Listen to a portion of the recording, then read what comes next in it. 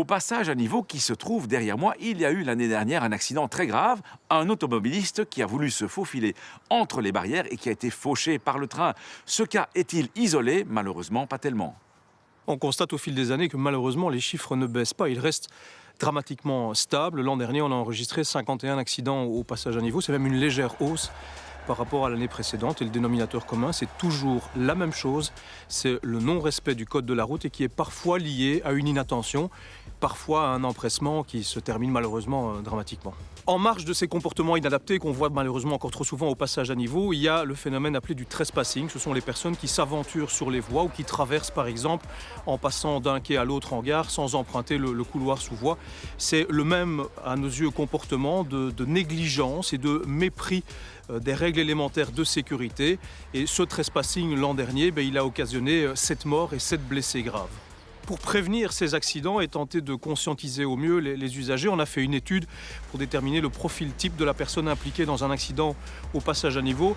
La chose la plus préoccupante à nos yeux, c'est que dans la majorité des cas, il s'agit d'un riverain, donc de quelqu'un qui connaît les lieux et qui malgré tout commet cette imprudence.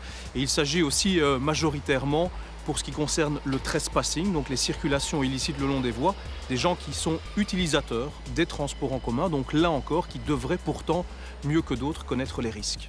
On s'efforce d'une part de supprimer des passages à niveau et de l'autre de conscientiser les gens.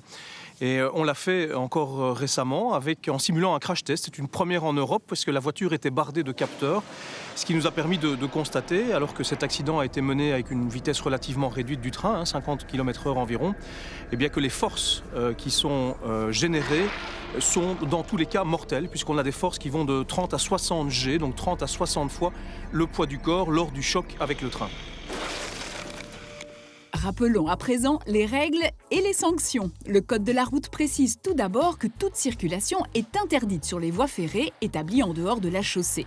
Les sites ferroviaires sont donc interdits à la circulation des véhicules et aussi des piétons.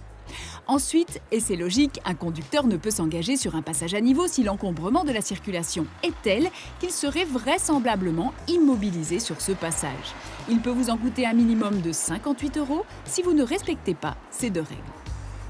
Enfin, il est aussi interdit de s'engager sur un passage à niveau lorsque les barrières sont en mouvement ou fermées, lorsque les feux rouges clignotants sont allumés et lorsque le signal sonore fonctionne.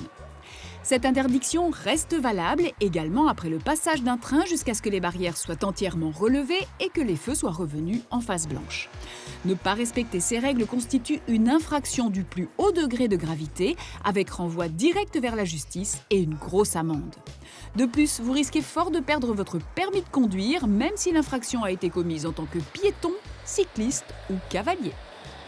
La patience est une vertu en matière de sécurité routière. Et s'il est vrai que l'attente à un passage à niveau peut vous mettre en retard à un rendez-vous, l'important, c'est tout de même d'arriver vivant à destination.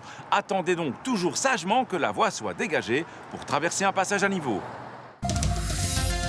En agglomération, jusqu'à quel âge peut-on rouler à vélo sur un trottoir ?